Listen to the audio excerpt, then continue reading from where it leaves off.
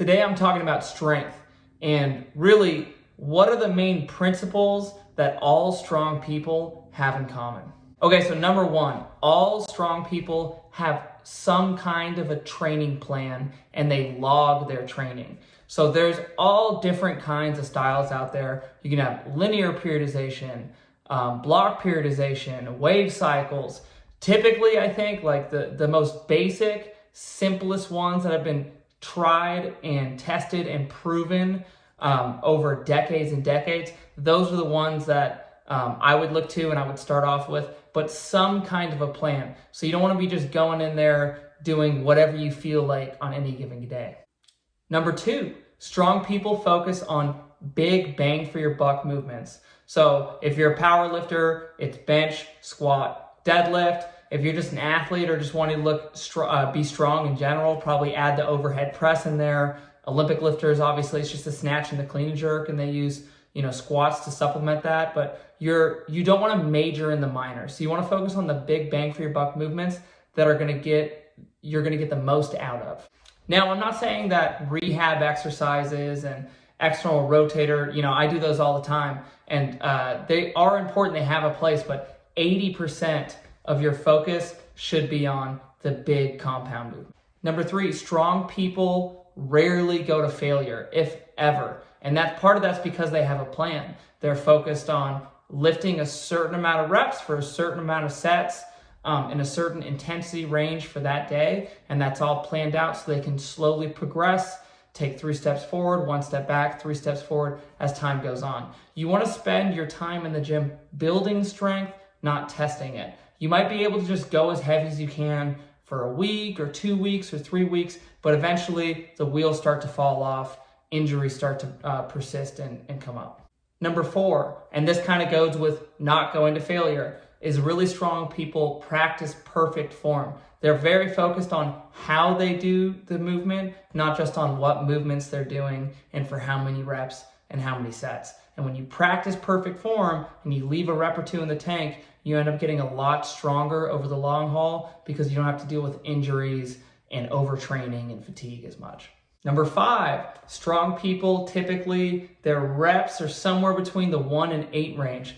The most common prescription for strength training is typically 5s. 5s is how you build strength.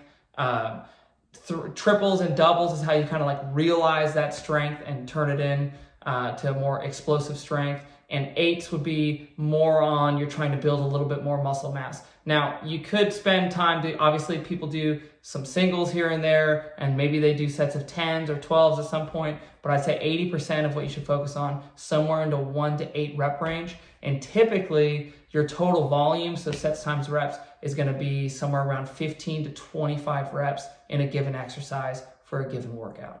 As an example, one of the oldest and most well-known strength programs, some kind of a 5x5 variation, that's around 25 reps total volume for a workout. Okay, number 6, and this one is definitely, a lot of people struggle with this in the beginning when they start lifting, getting adequate rests between sets. I'm not a big fan personally of timing out my rests so they're exactly 3 minutes or 5 minutes or what have you, but a good answer for how long should I rest between sets is typically a little longer than you think you need to. So in order for you to practice perfect form, for the quality to be high, for you to lift heavy enough weights to get strong, you can't take just 60 seconds between sets. You're going to want to take a little bit longer, not only for the lactic acid burn to go away, which you really shouldn't have if you're doing 5s anyways, but also for your nervous system to recover between sets. And finally, this may be the most important thing, is you need adequate rest in general. Really, when you come into overtraining, sometimes it's not even that you're doing too much training, it's just that you simply are under recovering. So you need to be eating enough food. It's really hard to be in a caloric deficit and get stronger. You got to drink enough water and you got to get enough sleep. And that's how you're going to recover.